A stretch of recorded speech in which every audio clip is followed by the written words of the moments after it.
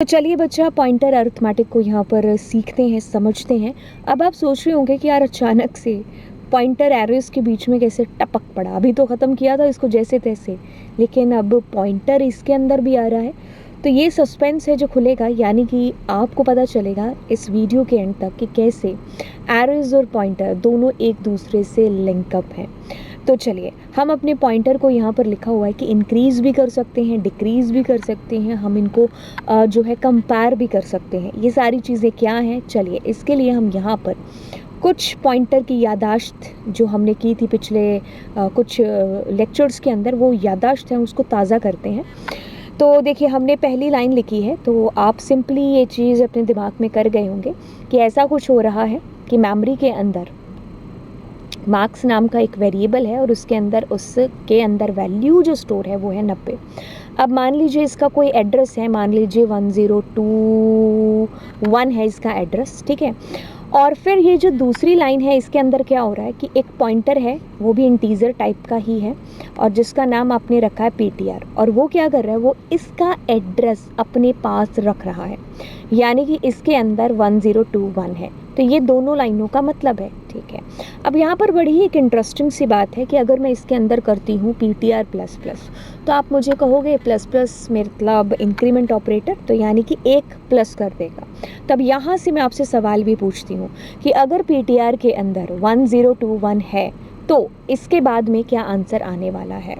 तो यहाँ पर आपका एक सीधा सा आंसर ये होगा, आपको जानने की जो ज़रूरत है यहाँ पर, जो आपने पिछले 2-3 लेक्चर के अंदर देखी भी होंगी ये चीज़ें, कि जैसे हम अपना एरे बनाते हैं, ठीक है। तो अब हमारे एरे के अंदर क्या चीज़ होगी कि जैसे मान लो पहला एलिमेंट है वो 34 है, फिर दूसरा 55 है, ये 66 है।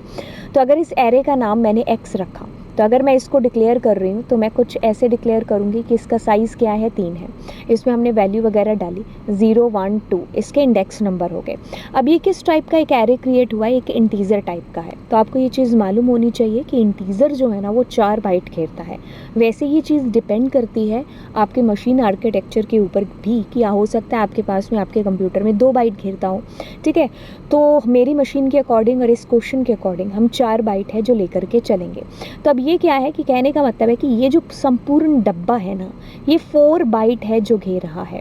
फिर नेक्स्ट वाला भी आपके पास 4 बाइट, ये भी 4 बाइट। तो आप कहेंगे कि मैम ये तो पिछले वाला जो अभी भी लास्ट लेक्चर हुआ उसके अंदर भी ये सेम चीज़ आपने हमें बताई थी, बस उसी चीज़ को रिकॉल करा रही हूँ।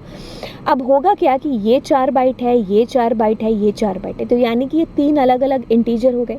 तो अगर ये 4 बाइट घेर रहा है, इसका एड्रेस मान लीजिए 102 है, तो इसके जो नेक्स्ट वाला है वो क्या होगा, 102 के बाद वो 103 नहीं।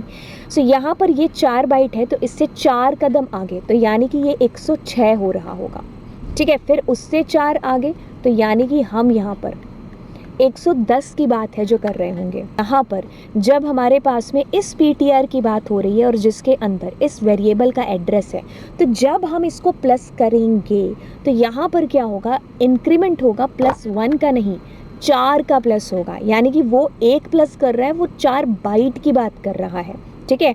तो 1 प्लस यानी कि 4 बाइट आपके प्लस हो रही हैं। तो यानी कि अगर आप इसमें 4 करोगे तो यानी कि हमारे पास में हो रहा है 1025 होगा प्लस होकर के, ठीक है। तो वो 4 बाइट हमारा आगे है जो जाएगा, ठीक है। तो ये चीज़ आपको जाननी है। अब आप कहोगे कि मैं ऐसे ही PTR माइनस माइनस कर सकता हूँ, बिल्कुल। अब अगर आप माइनस माइनस करोगे, जैसे मैंने अगर कहा, तो हमारे पास में कितना आएगा, तो हम वहीं पर पहुंच जाएंगे। तो हम आगे भी बढ़ सकते हैं और हम पीछे भी आ सकते हैं। तो इस चीज़ को थोड़ा सा हम प्रैक्टिकली करके देख लेते, यूज़ कर लेते हैं। और मैं क्या करती हूँ, PTR, ठीक है। तो मेरे पास में आंसर आ जाएगा जो भी होगा। अब मैं इसको सेव करती हूँ और अब मैं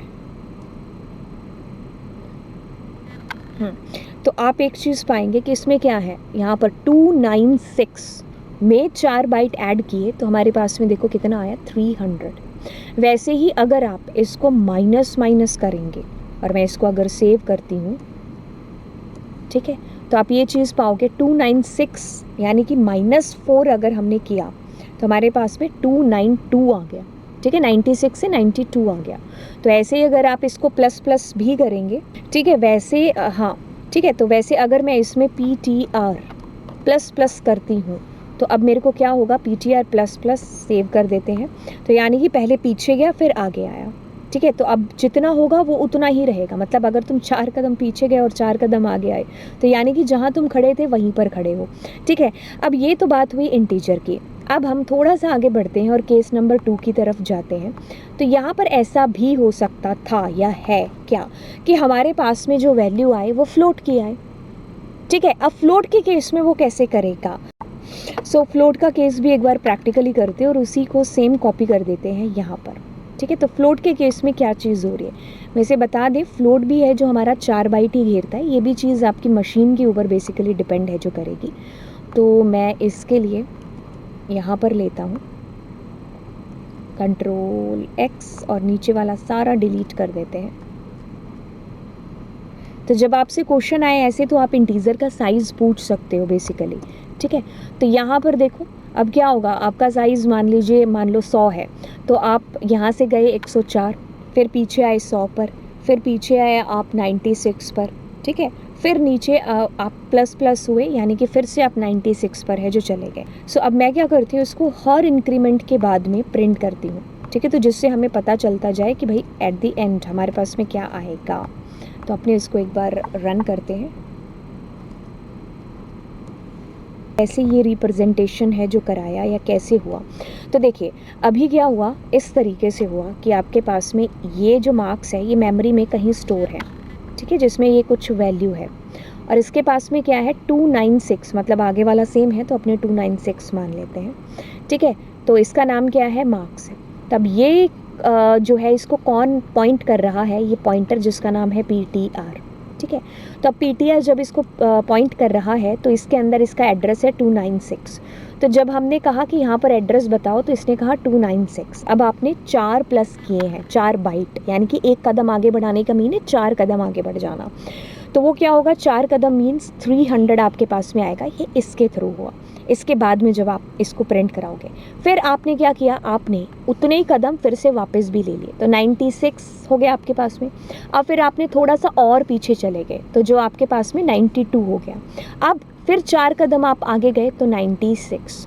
तो इस तरीके से आपका इंक्रीमेंट डिक्रीमेंट है जो होगा। तो फ्लोट में भी वो 4 ही बाइट है जो ले रहा है। फिर केस 3 के अंदर की अगर करेक्टर की वैल्यू है तो करेक्टर हमारा 1 बाइट है जो घेरता है, ठीक है। तो कैरेक्टर के केस में 1 बाइट आपको याद रखनी होगी। तो देखिए क्या चीज़ होने वाली है इसके अंदर, है ना। वैसे इसको इतना वो झंझट करने की ज़रूरत नहीं है, अपने ऐसा करते हैं कि इसमें CHAR कैरेक्टर, क्योंकि सेम ही क्वेश्चन दे रखा है मैंने, ठीक है। और इसके अंदर मैंने लेट सपोज 9 या जो भी फ्लोट आप कर सकते थे, है ना। तो मैं क्या कर रही हूँ, क्योंकि अगर कैरेक्टर की वैल्यू है तो पॉइंटर भी कैरेक्टर का होना चाहिए, है ना, ठीक है। तो सेव कर लेते हैं हम और अब हम इसी चीज़ को देखेंगे।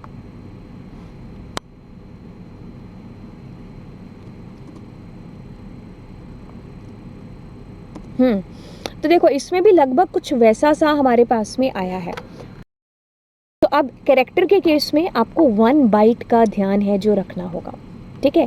तो इसमें केस में क्या चीज़ होने वाली है, आपने अगर बात करें इस PTR के अंदर मार्क्स का एड्रेस है तो विच इज़ 299। तो अब आप एक कदम आगे जाओगे 1 बाइट, है ना, ठीक है। तो वो क्या करता है, मतलब एक कदम आगे चला गया 299 के बाद 300 पर पहुँचे, फिर आप पीछे हुए एक कदम, फिर आप पीछे हुए एक कदम, फिर आगे हुए एक कदम, ठीक है। तो ये इस तरीके से देखिए आपको कुछ मतलब डिफ़िकल्टी आ रही है, बिल्कुल भी नहीं। सो बाकी देखिए ये केस है आपके पास में, आप इनको कर करके देखना और नीचे वीडियोस को रोक करके इसके टाइम स्टैम्प बनाते हुए आप मुझे जो है आंसर्स हैं जो बताएंगे कि भाई इसका आंसर ये है, इसका आंसर ये है। तो ये टोटल मैंने 6 केस रखे, इसमें कुछ नहीं, आगे पीछे आपको घुमा रही हूँ और जैसे आपके कंसेप्ट हैं जो अच्छे से क्लियर होंगे। अब देखिए आप इसको ऐड कर सकते हो, आप इसको सब्ट्रैक्ट कर सकते हो, ठीक है। आप पॉइंटर एक दूसरे पॉइंटर से भी सब्सट्रैक्ट है जो कर सकते हो, आप कंपैरिजन का यूज़ कर सकते हो। तो अपने इसको एक बार करके देख लेते हैं। तो ये एक फैमिली हो गई, ठीक है, एक पॉइंटर हो गई। फिर अपने यहाँ पर एक और दूसरा कैरेक्टर लेते हैं और उसके अंदर मैंने ग्रेड ले लिए, ठीक है। और ये पॉइंटर 1 दे दिया इसको नाम और इसको पॉइंटर 2 नाम है जो मैंने दे दिया, ठीक है। तो दोनों क्या कर रहे हैं, ये ग्रेड का ले रहा है एड्रेस, ठीक है, और ये किसका ले रहा है, ऊपर मार्क्स का है जो ले रहा है, ठीक है। तो अब अपने क्या करते हैं इसको प्रिंट कराने के लिए, तो मैं क्या करती हूँ मैं कहती हूँ PTR1 में से माइनस हो जाए PTR2, ठीक है। तो मतलब पहले पॉइंटर से दूसरे पॉइंटर को माइनस किया है, बट उसके लिए अपने दोनों पॉइंटर को भी प्रिंट करा देते हैं। तो अगर मैं पॉइंटर 1 पॉइंटर 2 प्रिंट कराऊंगी तो हमें क्या चीज़ मालूम पड़ेगी कि दोनों को हम इस तरीके से माइनस भी कर सकते हैं, ठीक है। तो अभी देखो क्या हुआ, पहला पॉइंटर है आपके पास में कुछ 95 और दूसरा है 94, तो ये दोनों कैरेक्टर थे, तो कैरेक्टर थे इस वजह से क्या आया, 95 में से 94 गए 1, है ना। लेकिन अपने ऐसा करते हैं कि इसको इंटीजर बना लेते हैं। अब ये चीज़ भी आपको ध्यान रखनी चाहिए कि हम इंटीजर और कैरेक्टर का कंपैरिजन नहीं कर सकते, तो data type must be same. तो अब अगर मैं इसको चलाने की कोशिश करती हूँ, जैसे मैंने अगर टर्मिनल किया, ठीक है, तो ये देखो ये मेरे साथ गुस्सा हो गया, ये कह रहा है क्या, ऐसा नहीं हो सकता, कैरेक्टर मतलब डेटा टाइप मस्ट सेम। तो अब मैं इसको भी इंटीजर करती हूँ, इसको भी इंटीजर करती हूँ, ठीक है।